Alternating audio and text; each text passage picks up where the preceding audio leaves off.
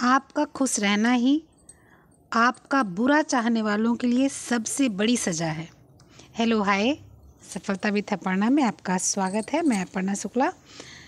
आप लोग कैसे हैं बताइएगा। मैं एकदम खुश मस्त स्वस्थ हूँ। आई होप आप लोग भी स्वस्थ होंगे और खूब सारा पढ़ रहे होंगे। हम लोग अभी 2 दिन यूथ नहीं किए, परसों और कल। परसों हम लोग ने पढ़ा था कैल्शियम। कल मैं क्लास नहीं ले पाई थी, कल कुछ पूजा पाठ घर में चल रही थी, इसी की वजह से। तो आज हम लोग पढ़ेंगे यूथ का प्रैक्टिस नंबर 13। 12 हो चुका है और यूथ में जो आपका चैप्टर 6 है खनिज लवण, वो चल रहा है। ठीक है, तो आज उसका हम लोग सेकेंड और लास्ट पार्ट करेंगे। ठीक है, तो आइए हम लोग शुरू करते हैं और खूब अच्छे से पढ़ेंगे, ध्यान देंगे। खूब अच्छे से पढ़ने, समझने और ध्यान देने के लिए आपको क्या करना पड़ेगा, लास्ट तक देखना पड़ेगा। आप लोग लास्ट तक देखते नहीं हो और इसीलिए फिर क्या होता है, बाद में यही सारे क्वेश्चंस रिपीट होकर आते हैं। इसलिए आप लोग से ये निवेदन है कि आप लोग खूब अच्छे से पढ़ा करो और लास्ट तक। नए हो तो सब्सक्राइब करिए और बेल का आइकन ज़रूर दबाइए, और अगर पुराने हैं तो शेयर कीजिए, कमेंट कीजिए और लाइक ज़रूर किया कीजिए। ठीक है, चलिए शुरू करते हैं। तो हम लोगों ने 30 क्वेश्चन उस दिन किया था, आज हम लोग 31 क्वेश्चन से करेंगे। ठीक है, चलिए शुरू करते हैं। क्या है, 16 से 17 आयु लड़की के लिए जिंक का आरडीए क्या है। मतलब कि ये क्वेश्चन नंबर आपका कब चल रहा है, ये चल रहा है 2015 का। तो उस समय आरडीए 2010 वाला चलेगा। ठीक है, और 2020 वाला आरडीए कब से चलेगा, 2020 के बाद से। तो 2010 के आरडीए को पूछा जा रहा है 12 mg per day, 11 mg per day, 8 mg per day या 10 mg पर डे। तो आपका इसमें जाएगा कि 12 mg पर डे आपको जो है उस 18 साल की लड़की को 16 साल की लड़की को देना है। तो ऑप्शन नंबर आपका क्या सही जाएगा, ऑप्शन नंबर आपका चला जाएगा सही ए। नेक्स्ट क्वेश्चन क्या है, आइए देखते हैं। आयोडीन की कमी से होने वाले लक्षण निम्नलिखित हैं। क्या क्या होते हैं, किडनीज्म होते हैं, हाइपोथायराइडिज्म होते हैं, ब्राइट स्पॉट होते हैं, मानसिक दुर्बलता होते हैं। तो आपको पता है कि किडनीज्म भी होता है, ठीक है, हाइपोथायराइड होता है, ठीक है, ब्राइट स्पॉट विटामिन ए की कमी से होता है, और मानसिक दुर्बलता होती है। यानी कि ए बी और डी। ए बी डी कहाँ है आपका, ए बी डी ये है। ठीक है, ए बी डी, किडनीज्म, हाइपोथायराइड और मानसिक दुर्बलता। आपके यहाँ पर ऑप्शन नंबर आंसर बी दिया हुआ है, लेकिन आंसर नंबर ए है। ऑप्शन सही दिया हुआ है, और लेकिन जो है आपका जो ए बी जो श्रृंखला है वो गलत दी हुई। जिसके पास बुक होगी वो सही करके रखेगा। ठीक है, नेक्स्ट क्वेश्चन। लोहे की कमी विकसित होने वाले चरणों को सही क्रम में लगाए। मतलब लोहे की कमी कैसे होती है, पहले क्या होता है, फिर क्या होता है, फिर क्या होता है, ऐसे। ठीक है, आइए समझते हैं। लोहे की कमी में एरिथ्रोपाइसिस होता है, एरिथ्रोपाइस होता है, लोहे की कमी से एनीमिया होता है, और लोहे की संग्रहित मात्रा कम होती है। तो सबसे पहले क्या होता है, सबसे पहले लोहा अवशोषित होना कम हो जाता है। सबसे पहले क्या होता है, लोहा संग्रहित होना कम हो जाता है। सबसे पहले भाई जो शरीर में लगना है वही कम होता है। उसके बाद लोहे की कमी से एरिथ्रोपाइसिस होता है। सबसे उसके बाद में दूसरे नंबर पर क्या होता है, लोहे की कमी से एरिथ्रोपाइसिस होता है, और उसके बाद में क्या होता है, एनीमिया। एनीमिया एकदम लास्ट के लक्षण होते हैं। जब हम लोग डॉक्टर को दिखाने जाते हैं तब डॉक्टर अनीमिया हम लोग को बताते हैं कि अब अनीमिया हो चुका है। ठीक है, तो हम लोग क्या आ जाएगा, सबसे पहला आ जाएगा सी, फिर ए, फिर B. C A B, option number A बिल्कुल राइट है। नेक्स्ट क्वेश्चन है, क्या है, नेक्स्ट क्वेश्चन देखते हैं। खाद्य पदार्थों को कैल्शियम की मात्रा के अनुसार अधिक से कम की मात्रा में लगाना। मतलब सबसे अधिक, उससे कम, उससे कम, उससे कम। ठीक है, तो जो खाद्य पदार्थ है उसमें कैल्शियम कमी आई, देखते हैं सबसे ज़्यादा क्या, रागी है, चावल है, दूध है, पालक है। बी दूध, रागी, पालक, चावल। सी पालक, दूध, चावल, रागी। डी दूध, पालक, रागी, चावल। तो आपको क्या आ जाएगा, सबसे पहले आ जाएगा आपका दूध। दूध में सबसे ज़्यादा कैल्शियम होता है। उसके बाद में रागी। रागी बहुत अच्छा स्रोत होता है, और कैल्शियम के लिए सबसे अच्छा स्रोत होता है आपका तिल भी। और उसके बाद में आपका पालक आ जाएगा, और चावल में कैल्शियम बहुत ही कम मात्रा में मिलता है। ठीक है, तो ये आपका ऑप्शन नंबर बी बिल्कुल सही जाएगा। नेक्स्ट क्वेश्चन है, ये देखते हैं। नेक्स्ट क्वेश्चन क्या है, लौंग के सक्रिय भाग निम्न हैं। कौन से, एलिसिन, यूजिनोल, कुकुरमिन, करकुमिन और थियोफ्लेविन। तो आपको मैंने बहुत पहले बताया था कि लौंग का सक्रिय भाग क्या है, तो लौंग का जो सक्रिय भाग है वो है यूजीनॉल। यूजीनॉल के साथ साथ इसमें फेनिल प्रोपेनाइड भी पाया जाता है। क्या पाया जाता है? फेनिल प्रोपेनाइड भी पाया जाता है। और इसी वजह से यूजीनॉल की वजह से ही एंटी फंगल होता है लौंग की। दांत में दर्द होता है या आपके कहीं भी कट फिट गया है तो वहाँ पर आप लौंग का तेल हल्का सा किसी और चीज़ के साथ मिला के लगा सकते हैं। ठीक है, चलिए नेक्स्ट क्वेश्चन क्या है आप लोग का, ये देखते हैं। देखिए यहाँ पर मैंने जो बताया वो लिखा भी है कि लौंग साइजिम एरोमेटिक पेड़ से प्राप्त होता है या पेड़ समुद्र के किनारे होता है। इसका विशेष प्रचलित नाम है यूजीनिया कायरोफाइलस। ठीक है, यह फूल के ये इस पेड़ के फूल में सूखी फूल की कली सूखी पेड़ के फूल की सूखी कली होती है। इसमें 90% यूजीनॉल नामक फिनोलिक कंपाउंड होता है। लौंग का विशिष्ट गुण इसी के कारण होता है। ठीक है, और साथ साथ फेनिल प्रोपेनाइड भी पाया जाता है। इसको आप नोट कर लीजिएगा। नेक्स्ट क्वेश्चन आइए देखते हैं क्या है। नेक्स्ट क्वेश्चन क्या है? निम्नलिखित खाद्यों और उनके लोहे की मात्रा के अनुसार बढ़ते क्रम में व्यवस्थित करना है। ठीक है, मतलब आयरन सबसे ज़्यादा किस में मिलता है, फिर किस में मिलता है, फिर किस में, मतलब खाद्य पदार्थ है उनको जो है बढ़ते क्रम में व्यवस्थित करना है कि खाद्य पदार्थ में कैसे होता है। ठीक है, सबसे अंडा है, पत्तेदार सब्जियां हैं, लीवर है, दूध है। तो सबसे पहले आपको क्या मिलेगा, आइए देखते हैं।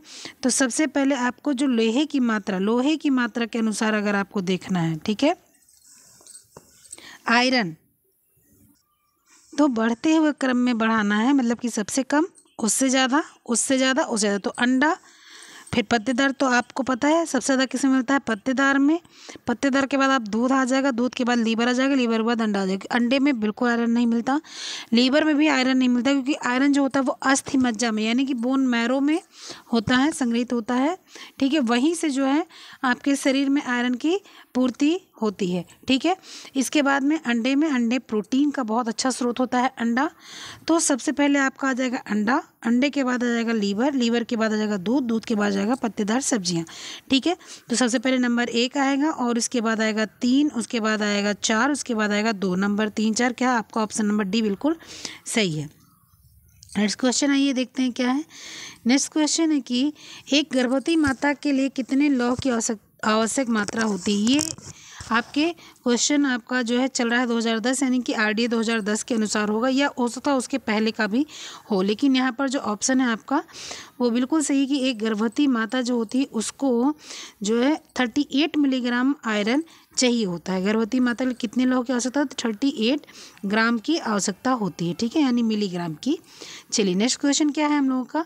नेक्स्ट क्वेश्चन है कि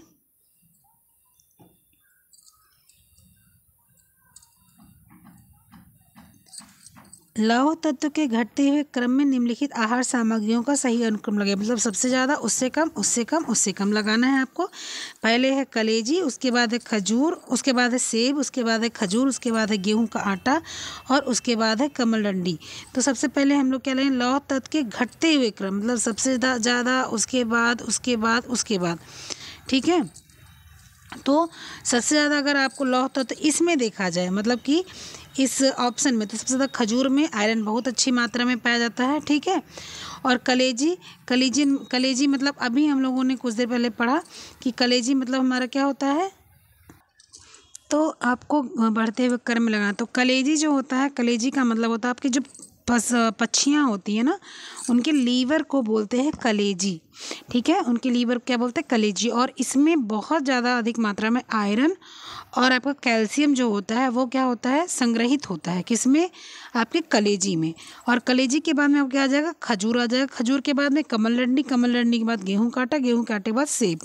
सबसे पहले कलेजी, कलेजी मतलब ए, उसके बाद खजूर, खजूर मतलब सी, उसके बाद आपका कमलडंडी, कमलडंडी मतलब ए ई, और उसके बाद सेब यानी कि बी। ठीक है, और उसके बाद गेहूं का आटा यानी डी, और उसके बाद बी, यानी कि आपका ऑप्शन नंबर ए बिल्कुल करेक्ट है। नेक्स्ट क्वेश्चन है, ये देखते हैं नेक्स्ट क्वेश्चन क्या है।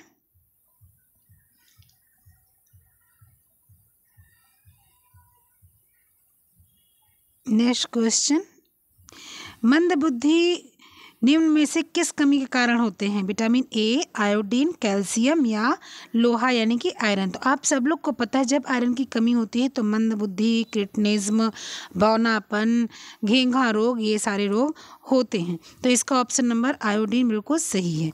ठीक है, एक मनुष्य करीब 15 से 23 ग्राम आयोडीन मतलब मिलीग्राम आयोडीन चाहिए होता है, और अगर उससे कम मिलता है तो क्या होता है, बच्चा ही मंदबुद्धि हो जाता है। गर्भवती स्त्री जो होती है वो आयोडीन की मात्रा नहीं मिलती है तो वो बच्चे को जन्म नहीं दे पाती, बच्चे मर जाते हैं, या जो है उनका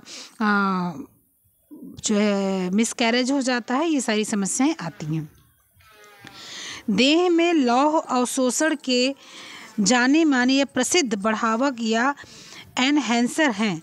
ठीक है, जो शरीर में बहुत अधिक लौह अवशोषण को बढ़ा दें वो क्या है? एस्कॉर्बिक एसिड है, फॉलिक एसिड है, लैक्टोफेरिन है या पॉलीफिनोलस है। ठीक है, तो ये आप बताइए सबसे ज़्यादा क्या बढ़ाते हैं? तो जो आपका जो शरीर में है ना वो आपका फॉलिक एसिड बहुत अच्छे से आयरन बढ़ाता है, और उसके बाद में एस्कॉर्बिक एसिड। अब मैंने आपको कितनी बार बताया कि जब आयरन और विटामिन सी एक साथ आके मिलते हैं तो आपके शरीर में खून जो मतलब आयरन होता है, जो लौह तत्व होता है, वो बहुत ही अच्छे से अवशोषित होता है, जिससे हीमोग्लोबिन आपका बढ़ता है।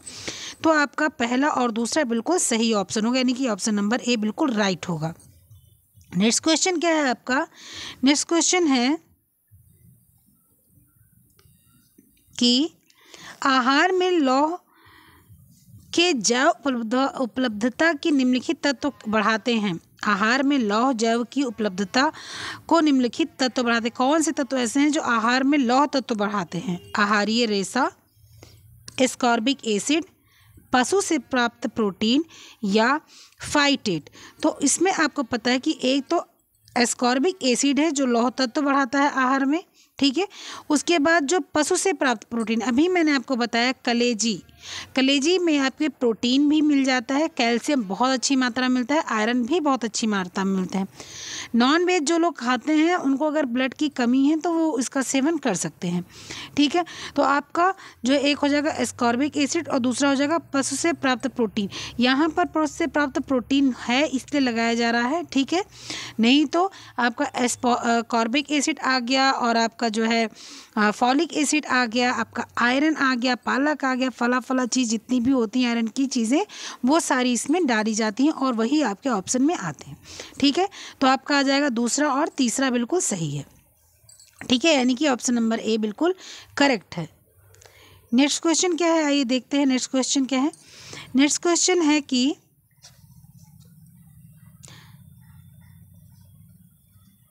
एक मिनट, मुझे लगता है ये 43 है ना, 42 उसी पेज में रह गया है। एक मिनट में फिर से लगाऊंगी। हाँ, ये देखिए 42 इसी में रह गया है। आइए देख लेते हैं हम लोग। आयोडीन की कमी के विकार में निम्न चीज़ शामिल है। गलगंड है, मृत प्रसव है, ऑस्टियोपोरोसिस है और मंदबुद्धि है। तो आप सबको पता है गलगंड बिल्कुल आयोडीन से होता है, मृत प्रसव आयोडीन से होता है, ऑस्टियोपोरोसिस विटामिन डी की कमी से होता है या कैल्शियम की कमी से होता है, और मंदबुद्धि आपके आयोडीन की कमी से होता है। तो क्या होगा? पहला, दूसरा और चौथा। पहला, दूसरा और चौथा कहाँ पर है? पहला, दूसरा और चौथा आपका ऑप्शन नंबर बी है। नेक्स्ट क्वेश्चन क्या है आपका? नेक्स्ट क्वेश्चन आइए देखते हैं हम लोग। नेक्स्ट क्वेश्चन है कि मानव शरीर में जस्ता का मुख्य कार्य है हीमोग्लोबिन का संश्लेषण, डीएनए और आरएनए का संश्लेषण, हड्डी का स्वास्थ्य, दृष्टि। तो आपको मैंने कल भी बताया था कि हीमोग्लोबिन का संश्लेषण आपका हो जाता है आयरन और एस्कॉर्बिक एसिड से, डीएनए आरएनए हो जाता है आपका जिंक यानी जस्ता से, हड्डी स्वास्थ्य आपका हो जाता है विटामिन डी से, दृष्टि आपका हो जाता है विटामिन ए से। तो आपका ऑप्शन नंबर क्या जाएगा? बी बिल्कुल करेक्ट जाएगा। नेक्स्ट क्वेश्चन आपका क्या है? नेक्स्ट क्वेश्चन है कि एक भारतीय महिला को प्रतिदिन लौह मात्रा की कितनी आवश्यकता होती है? तो यहाँ पर 36 दिया हुआ है, इसलिए यहाँ पर हम लोग 36 मानेंगे, वरना 36 उस समय जब हम लोग का वो आया था, आरडीए आया था 2010 वाला, तो उसमें आपका 30 और 32 ऐसे वो दिया हुआ था। ठीक है, और जो क्या बोलते हैं गर्भवती स्त्री थी उनके लिए दिया हुआ था 38। ठीक है, 38 मिलीग्राम। तो यहाँ पर 30 मिलीग्राम बिल्कुल सही है। ठीक है, चलिए नेक्स्ट क्वेश्चन क्या है कि आयोडीन की कमी के कारण यह नहीं होता है। बढ़ी हुई शिशु मातृ दर, गूंगा बहरापन, मंदबुद्धि और तख्त शोध। ठीक है, पूछ रहे हैं कि आयोडीन की कमी से क्या नहीं होता है कि जो है इसमें आप मतलब बच्चे को क्या नहीं हो सकता, तो बच्चा गूंगा और बहरा नहीं हो सकता, ठीक है। और आयोडीन की कमी से शिशु दर भी होती है, जो है वो मरे हुए बच्चे पैदा होते हैं, ठीक है। गूंगा बहरापन नहीं, मंदबुद्धि भी बच्चे होते हैं। तख्त शोध जो होता है वो भी होता है। तो तख्त शोध मतलब होता है कि त्वचा में खुजली, लाल होना, ठीक है, तो वो भी आयोडीन की कमी से होता है। तो आपका क्या हो जाएगा, बढ़ी हुई शिशु मृत्यु दर, मंदबुद्धि और तख्त शोध, ये आपका होता है आयोडीन की कमी से। और आपका क्या नहीं होता, गूंगा बहरा। तो आपका ऑप्शन नंबर बी बिल्कुल सही है। नेक्स्ट क्वेश्चन क्या है आपका, नेक्स्ट क्वेश्चन है कि कथन एक, लवण का शोषण बढ़ जाता है जब इसे विटामिन सी के साथ लिया जाता है, ठीक है। कारण, एस्कॉर्बिक एसिड फेरिक को फेरस में अपक्षरण रिड्यूस करता है, ठीक है, अपक्षरण यानी कि रिड्यूस करता है। तो क्या होगा कि लौह तत्व जब जो है शोषण बढ़ जाता है तब विटामिन सी के साथ जाता है, बिल्कुल सही। मैंने बार बार कहा कि आयरन और विटामिन सी को साथ में लेना चाहिए। एस्कॉर्बिक एसिड फेरिक को फेरस में अपक्षण रिड्यूस करता है, ठीक है, अपक्षण करता है। एस्कॉर्बिक एसिड जो होता है फेरिक एसिड को फेरस को जो है क्या करता है, थोड़ा सा रिड्यूस करता है, इसलिए क्या होता है, आयरन अवशोषित होता है। तो ए और आर आपका दोनों सही है, ठीक है। नेक्स्ट क्वेश्चन क्या है कि इनमें से किसमें कम मात्रा में सोडियम पाया जाता है, एक डबल रोटी का टुकड़ा, एक कप दूध, एक चीज़ का टुकड़ा, एक अंडा। तो आपको पता है डबल रोटी का टुकड़ा इसमें नमक पड़ता है, दूध में नमक नहीं पड़ता है, एक चीज़ का टुकड़ा उसमें नमक पड़ता है, एक अंडा वो भी थोड़ा सा सोडियम उसमें रहता ही रहता है। तो आपका जो सबसे अच्छा जाएगा दूध जाएगा, क्योंकि दूध में कभी भी आप देखो सोडियम नहीं होता है, और अगर आप बाहर से दूध में नमक मिलाते हो तो दूध फट जाता है। और वैसे भी दूध में नमक मिला के पीना भी नहीं चाहिए, बहुत ज़्यादा नुकसान करता है।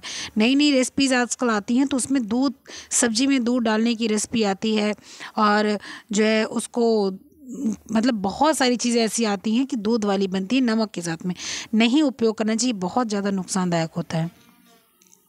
नेक्स्ट क्वेश्चन क्या है, कथन है लौह लवण का शोषण कम हो जाता है जब भोजन में इसके साथ फाइटेट होता है, ठीक है। इसके बाद में दूसरा क्या है, 48 का कारण क्या है कि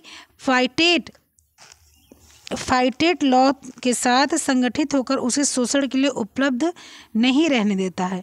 तो क्या सही है कि सही बात है कि एक जो फाइटेट होता है ना, वही कैल्शियम हम लोग का जो है क्या कहता है, ऑक्सलेट, फाइटेट, ये सारी चीज़ जो होती है ना, वो क्या करती है हम लोग के कैल्शियम, जब तिल हम लोग खाते हैं उसमें भी अवशोषण के लिए सहायता नहीं करती हैं। इसीलिए तिल में कैल्शियम बहुत होता है, लेकिन हम छिलके सहित खाते हैं तो उसमें क्या होता है, ऑक्सलेट होता है, जो हम लोग को अवशोषण करने में असहाय महसूस कराता है। उसी तरह से जब हम कभी भी कैल्शियम खाते हैं, जब कभी भी हम लोग आयरन खाते हैं तो उसको भी अवशोषण करने के लिए फाइटेट जो है हमारा सबसे ज़्यादा दिक्कत करता है। फाइटेट लौह के साथ संगठित होकर उसे शोषण के लिए उपलब्ध नहीं रहने देता है, ये बिल्कुल सही है। यानी कि आपका ऑप्शन नंबर ए बिल्कुल सही है, ए और आर दोनों सही है, कारण भी सही है, कारण भी सही है, ठीक है। निम्नलिखित में से कौन ऑक्सीकरण रोधी है, beta carotene, vitamin C, selenium, सभी। तो ऑक्सीकरण मतलब होता है कि ऑक्सीडाइज हो जाता है कोई चीज़, जो आपका मतलब अगर ऑक्सीकरण हो जाता है, तो जब ऑक्सीडाइज हो जाता है तो खाना या कोई भी तत्व उतना अच्छा नहीं रह जाता है। इसीलिए कभी आप सुने होंगे कि जो है सेब काट के नहीं रखना चाहिए, तो क्या हो जाता है, वो ऑक्सीडाइज हो जाता है, ठीक है। बीटा कैरोटीन जो विटामिन ए वाली चीज़ें हैं ये भी ऑक्सीडाइज हो जाती हैं।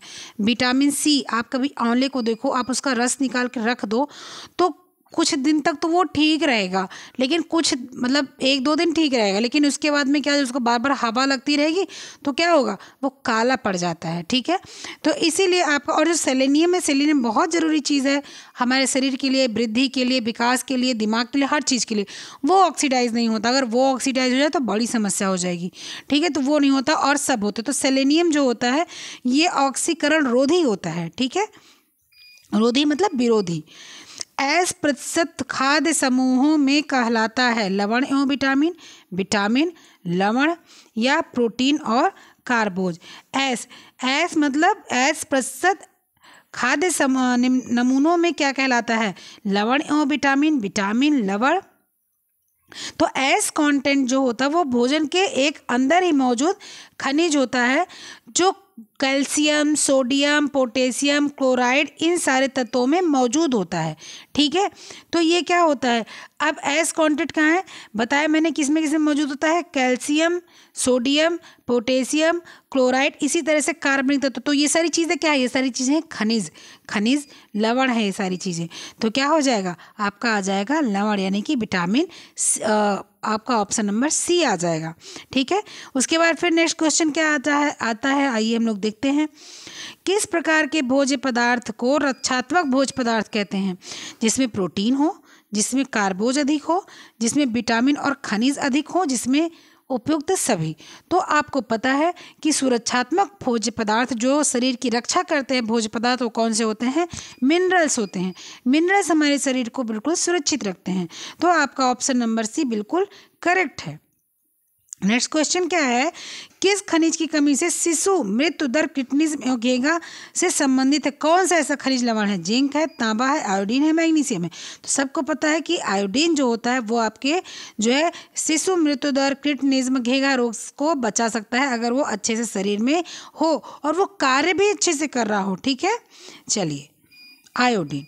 नेक्स्ट क्वेश्चन क्या है, निम्नलिखित में से कौन सा सूक्ष्म पदार्थ हमारे शरीर के लिए आवश्यक नहीं है? कौन सा सूक्ष्म पदार्थ हमारे शरीर के लिए आवश्यक नहीं है पूछ रहा, ध्यान से सुनिए, कौन सा पदार्थ आवश्यक नहीं है? तो आयोडीन, फ्लोरीन, पोटेशियम, आयरन, कौन सा सूक्ष्म पदार्थ हमारे शरीर के लिए आवश्यक नहीं है? तो यहाँ पर आपका सारे सूक्ष्म पदार्थ आपके लिए, आयोडीन बहुत आवश्यक है, पोटेशियम बहुत आवश्यक, आयरन बहुत आवश्यक है। आपका जो फ्लोरीन है ना ये आवश्यक है लेकिन बहुत बहुत बहुत कम मात्रा में, मतलब 1 ppm इतना चाहिए, बहुत कम चाहिए, इसकी कमी होती नहीं है।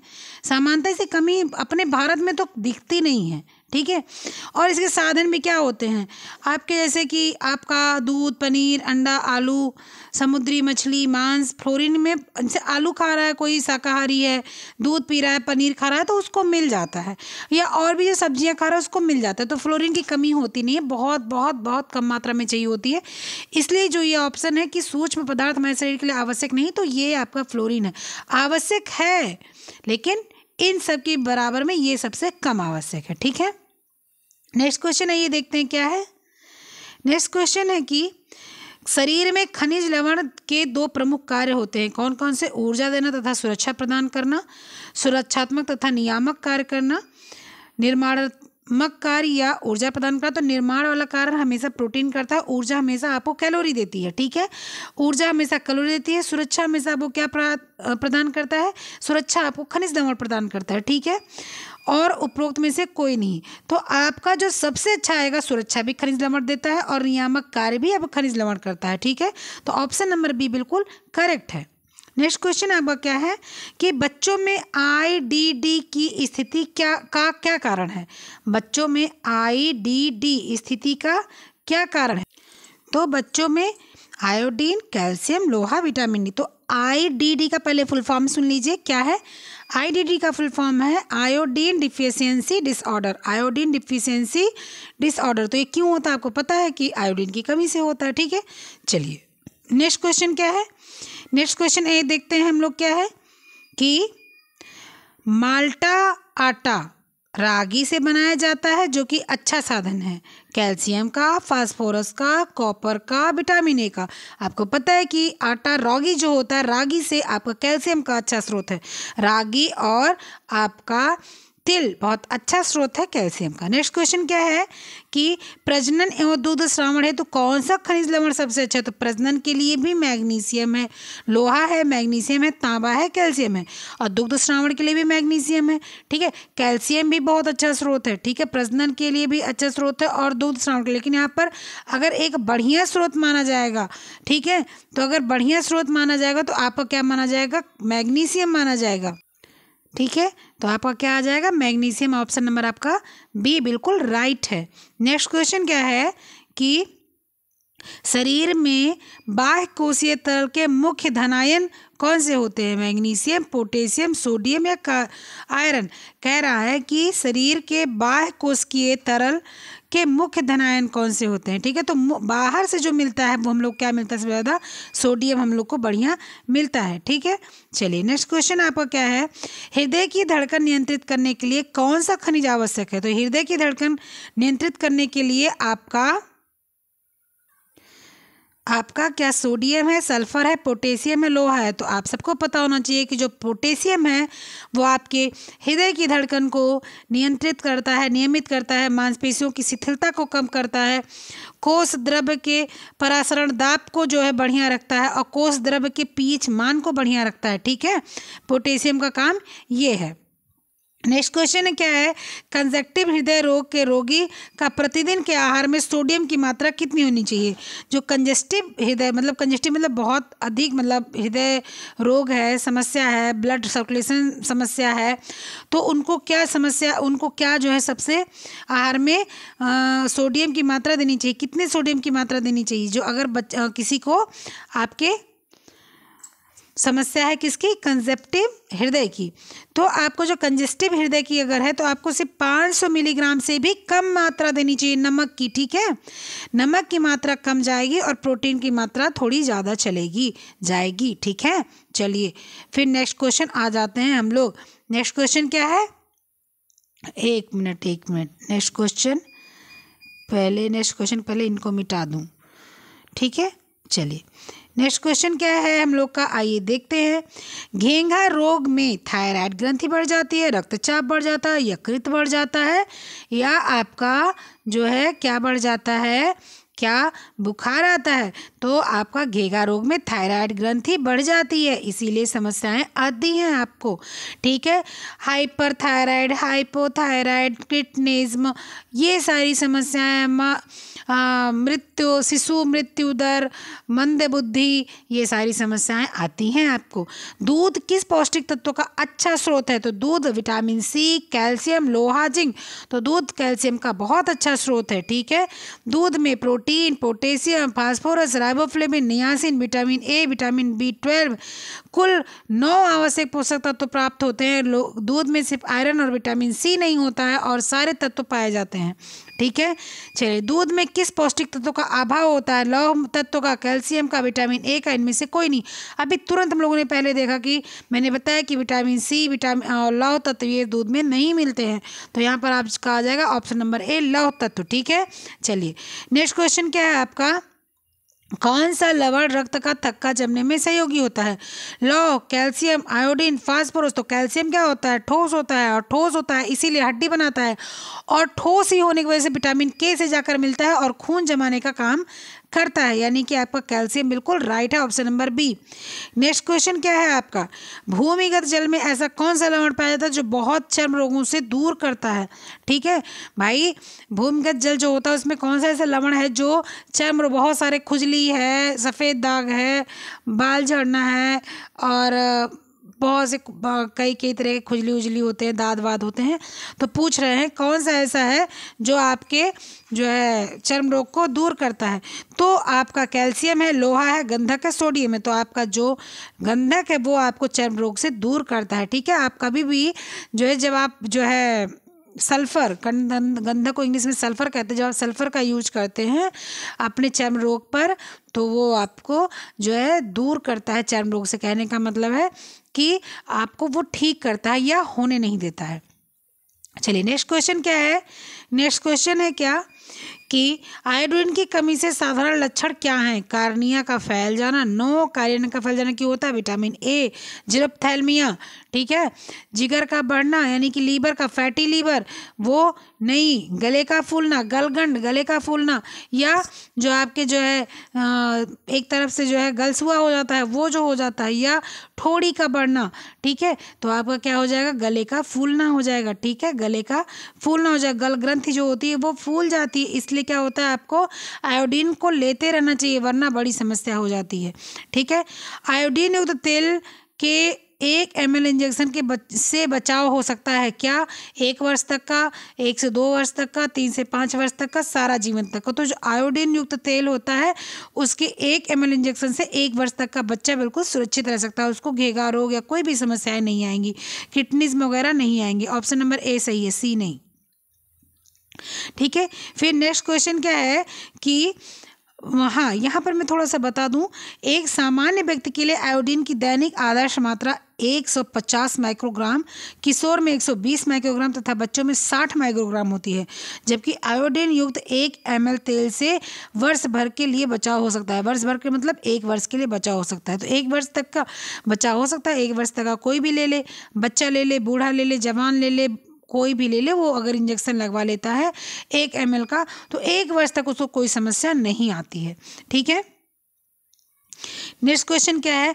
खून का कार्य है, लोहे का कार्य है। आज पता नहीं क्या हो गया, मतलब कुछ पढ़ रहा है, कुछ लिखा हुआ है। ठीक है, थोड़ा ध्यान मत दीजिएगा। ठीक है, लोहे का कार्य है खून बनाना, ऑक्सीजन पहुंचाना, खाना पहुंचाना, खाने और ऑक्सीजन दोनों पहुंचाना। ठीक है, ऐसा नहीं होता है। लोहे का कार्य होता है कि आपके HB लेवल को अप करना। लोहे का कार्य होता है कि ऑक्सीजन लेवल को अप करना। अगर आपके शरीर में HB बहुत अधिक लो है, करीब 6 ग्राम है या 7 ग्राम है, तो आपको क्या होता है, ऑक्सीजन लेवल शरीर में पहुंच नहीं पाता, जिससे आपके जो है बाल झड़ जाते हैं, झुर्रियाँ पड़ जाती है, चक्कर आते हैं, खाने का मन नहीं करता। तो ये सारी समस्याएं आपको होती हैं। यानी कि आपको क्या हो जाएगा, ऑक्सीजन पहुँचाना बिल्कुल करेक्ट। खून बढ़ाना तो ठीक है, वो आपकी जगह एकदम सही है, लेकिन खून बढ़ाना सिर्फ लोहे का काम नहीं है। विटामिन सी भी खाते हो आप, तभी लोहे के साथ में जाता है शरीर में। लेकिन अगर आपका खून बढ़ाने के साथ साथ ऑक्सीजन पहुंचाना दिया हुआ तो ऑप्शन आपका करेक्ट ऑक्सीजन पहुंचाना ही होगा। अगर ऑक्सीजन पहुंचाना नहीं दिया है तब आप क्या लगाएंगे, खून बढ़ाना। निम्नलिखित में से कौन सा एक कैल्शियम का अच्छा स्रोत है?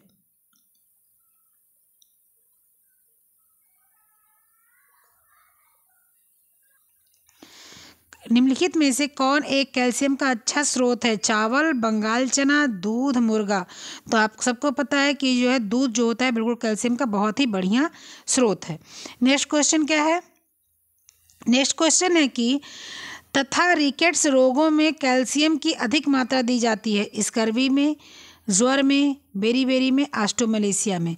ऑस्टियोमलेशिया तथा रिकेट्स के रोगों को कैल्शियम की मात्रा अच्छी दी जाती है। ठीक है, क्योंकि क्या होता है कि ऑस्टियोमलेशिया भी हड्डी कमजोर करता है, रिकेट्स भी हड्डी कमजोर करता है, हड्डियाँ टेढ़ी हो जाती हैं, बो लेग हो जाता है रिकेट्स में। ठीक है, चलिए नेक्स्ट क्या है? निम्न में से कौन से खनिज लवण के स्रोत हैं? हरी पत्तेदार सब्जी, दूध, संतरा, सोयाबीन। तो खनिज लवण का सबसे अच्छा स्रोत क्या है? हरी पत्तेदार सब्जियाँ। संतरा आपका जो है होगा विटामिन सी, सोयाबीन आपका विटामिन ए, विटामिन ई, और साथ साथ आपका जो है दूध विटामिन डी। ठीक है, सोयाबीन प्रोटीन बहुत मिलता है, विटामिन ई बहुत मिलता है। ठीक है, संतरा में विटामिन सी बहुत मिलता है, दूध में vitamin D, phosphorus, calcium, magnesium, ये सब मिलता है। चलिए नेक्स्ट क्वेश्चन है, विटामिन ए की कमी से कौन कौन सा रोग हो सकता है? मतलब कौन सा रोग हो सकता है? Berry, scurvy, रतौंधी, रिकेट। तो विटामिन ए की कमी से आपको क्या हो जाता है? रतौंधी हो सकता है। नेक्स्ट क्वेश्चन, मनुष्य के उत्तम स्वास्थ्य के लिए आवश्यक खनिज लवण की संख्या कितनी है? तो मनुष्य के उत्तम स्वास्थ्य के लिए आवश्यक खनिज लवण जो हैं तो 24 जो है वो ऐसे खनिज लवण होते हैं जो आवश्यक ही होते हैं। जैसे क्या क्या है, नाम सुनिए, नोट कीजिएगा। Calcium, phosphorus, potassium, sodium, chlorine, sulphur, लोहा, मैग्नीज, तांबा, magnesium, iodine, cobalt, arsenic, zinc, aluminium, bromine, fluorine, chromium, nickel, cadmium, silicon, selenium, molybdenum और बेवेनेडियम। इतने आपके जो हैं क्या वो बिल्कुल से ज़रूरी आपके खनिज लवण हैं। यानी कि आपका ऑप्शन नंबर डी बिल्कुल सही है। मैंने नाम बोल दिया, आप नाम नोट कर लीजिएगा। ठीक है, शरीर को ऊर्जा न देने वाला भोजन तत्व है। मतलब शरीर को कौन सा भोजन तत्व है ऐसा जो ऊर्जा नहीं देता? कार्बोहाइड्रेट, खनिज लवण, प्रोटीन, या वसा, आपका कौन सा ऐसा खनिज तत्व है जो आपको ऊर्जा नहीं देता? तो आपको खनिज लवण ऊर्जा नहीं देता। प्रोटीन भी आपको एनर्जी देता है, मसल्स बनाता है। कार्बोहाइड्रेट तो एनर्जी ही देता है, वसा आपको एनर्जी ही देता है। ठीक, खनिज लवण आपका क्या है? एनर्जी नहीं देता, वो अंदर से रिपेयर करता है शरीर को, अंदर से व्यवस्थित करता है शरीर को। ठीक है, चलिए नेक्स्ट क्वेश्चन क्या है? नेक्स्ट क्वेश्चन, हृदय की धड़कन नियंत्रित करने के लिए कौन सा खनिज तत्व आवश्यक है? सोडियम, गंधक, पोटेशियम और लोहा। आपके हृदय गति को कौन सा जो है बिल्कुल एकदम सही चलेगा? तो आपका हृदय गति के धड़कन को नियंत्रित करने के लिए, तो हृदय जो आपकी गति है तो इसको आपका सोडियम भी नियंत्रित करता है, नियमित करता है, पोटेशियम भी नियमित करता है। ठीक है, तो यहाँ पर आपका ए और सी दोनों होना चाहिए। मैं आपको बुक मेंशन कराऊंगी, आपकी रीना खनूजा में भी है, आपका जो है वो अनीता सिंह है उसमें भी है, आपका मेरे पास बुक है पुरानी पीएचडी की बुक है उसमें भी है, अरिहंत की है, और आपके 2-3 बुक्स और हैं उसमें है। ठीक है, उपकार है, मेरे पास कई बुक्स हैं।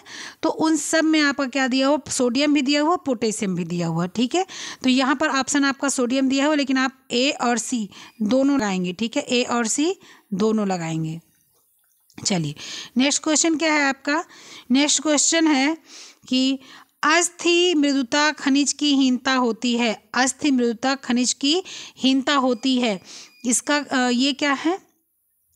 आयोडीन की, आपकी, या लौह तत्व की, कैल्शियम की, उपयुक्त सभी। तो कैल्शियम जब होता है तब आपकी जब कमी हो जाती है तो जो हड्डियां होती हैं मृदु मतलब कि कमज़ोर हो जाती हैं, मुलायम हो जाती हैं। ठीक है, चलिए नेक्स्ट क्वेश्चन क्या है? हीमोग्लोबिन के निर्माण है तो दोनों की आवश्यकता होती है। क्या क्या? लौह तत्व जिंक, लौह तत्व कैल्शियम, लौह तत्व फॉलिक अम्ल, लौह तत्व एस्कॉर्बिक अम्ल। आपको बताना है कौन कौन सा होता है। तो जब खनिज तत्व का आवश्यकता होती है आपके शरीर में, हीमोग्लोबिन निर्माण के लिए जब आवश्यकता होती है तो लौह तत्व और फॉलिक अम्ल, और साथ साथ एस्कॉर्बिक अम्ल भी चाहिए होता है, एस्कॉर्बिक एसिड भी चाहिए होता है। ठीक है, तो आपको यहाँ पर इनको देना चाहिए था, लौह तत्व, फॉलिक अम्ल एवं एस्कॉर्बिक अम्ल। ठीक है, लेकिन अभी के लिए ऑप्शन नंबर सी सही जाएगा। लेकिन अगर कहीं भी एस्कॉर्बिक अम्ल आ जाता है और ऑप्शन में ये सारी चीज़ें नहीं होती तो आप लगाएंगे उसके साथ में। नेक्स्ट क्वेश्चन क्या है कि निम्नलिखित में से खनिज तंतु कौन सा है? Glass, asbestos, nylon, acetate. तो आप सबको पता है कि खनिज तत्व क्या है? ग्लास नहीं है, नायलॉन नहीं है, एसीटेट नहीं है, एस्बेस्टॉस है। एस्बेस्टॉस आपका क्या है? जिससे आपके कौन से कपड़े बनते हैं? जो छाता, रेनकोट, ये सारे बनते हैं। ठीक है, तो आपका एस्बेस्टॉस आपका खनिज रेशा है। ठीक है, आपका एस्बेस्टॉस क्या है? खनिज रेशा है। नेक्स्ट क्वेश्चन आइए देखते हैं। मानव शरीर में कितने खनिज लवणों की आवश्यकता होती है? अभी हम लोग ने देखा कितने? 24। नेक्स्ट क्वेश्चन क्या है हम लोग का? नेक्स्ट क्वेश्चन ये देखते हैं, शरीर का सामान्य चयापचय इनमें से किसकी कमी से प्रभावित होता है? सोडियम, कैल्शियम, आयोडीन और आपका कोबाल्ट। शरीर का जो चयापचय होता है वो किसकी कमी से प्रभावित होता है? ठीक है, तो आपका जो सोडियम है उसकी कमी से जो शरीर का चयापचय होता है वो आपका प्रभावित होता है। एक चीज़ मैं बताऊं आपको, जो चीज़ जो है आपको इधर मिलती है कैल्शियम में, वो आपको करीब करीब आपको जो चीज़ आपको सोडियम में मिलती है वो करीब करीब आपको पोटेशियम में भी देखने को मिलती है।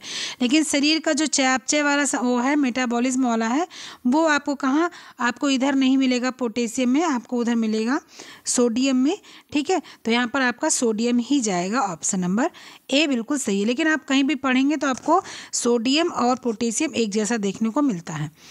नेक्स्ट क्वेश्चन है, निम्नलिखित में से कौन सी बीमारी आयोडीन की कमी के कारण होती है? Scurvy, beri pellagra, goitre. तो आपको ग्वाइटर जो होता है वो आपको किसी कमी से होता है, वो आपका होता है आयोडीन की कमी से।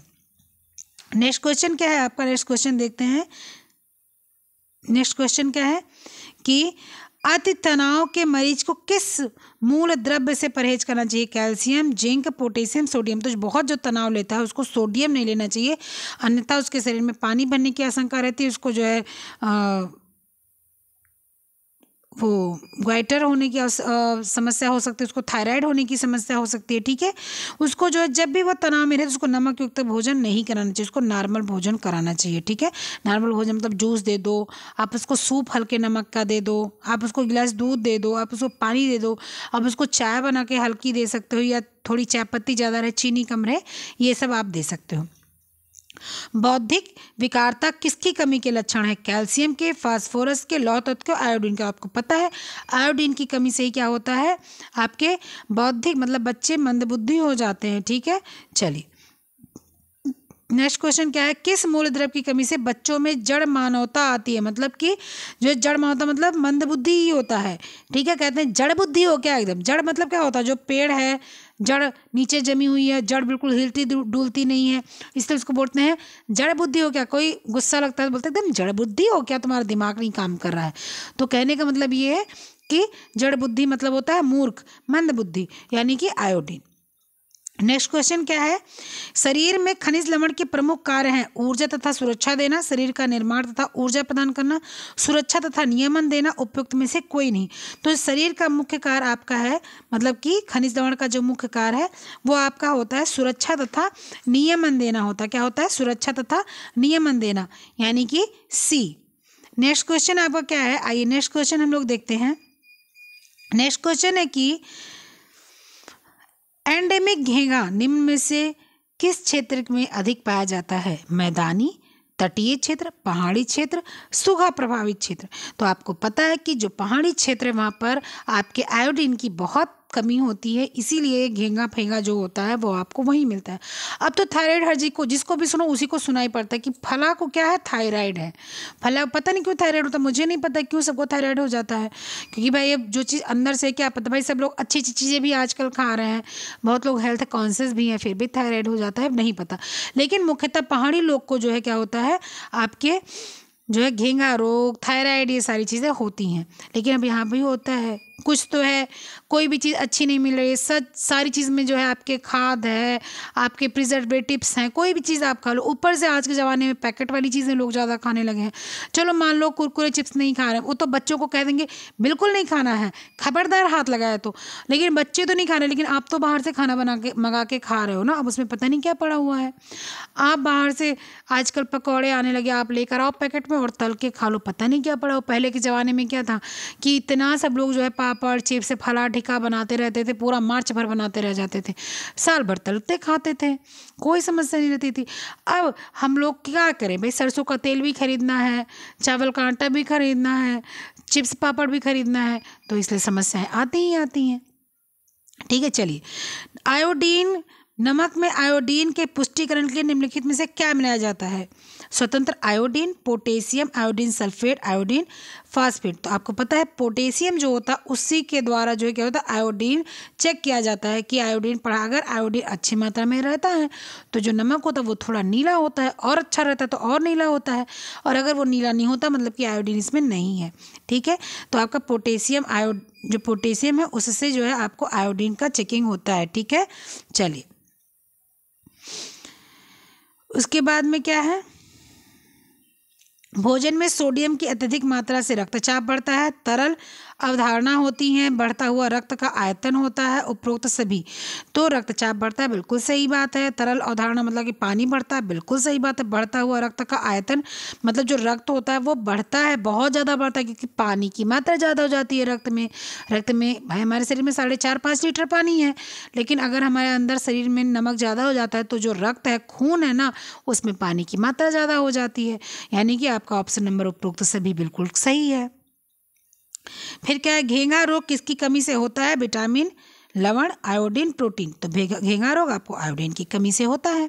ठीक है, चलिए इसके बाद में क्या है, एस अभी बताया था मैंने, एस प्रतिशत खाद्य नमूने कहलाते हैं लवण एवं विटामिन, लवण, प्रोटीन, कॉन्टेंट। तो एस जो होते हैं वो कैल्शियम, सोडियम, पोटेशियम और अकार्बनिक तत्व मिलकर बनते हैं, इसलिए उनको हम लोग एस बोलते हैं। और ये क्या होता है, ये लवण जो होते हैं उन्हीं के लिए, क्योंकि लवण क्यों होते हैं, खनिज लवण होने, खनिज नहीं है सिर्फ लवण है, खनिज लवण होता है। आपके कैल्शियम, सोडियम, पोटेशियम, ये सारी चीज़ें जो होती है वो क्या होती हैं आपके, वही होती हैं, लवण ही होती हैं।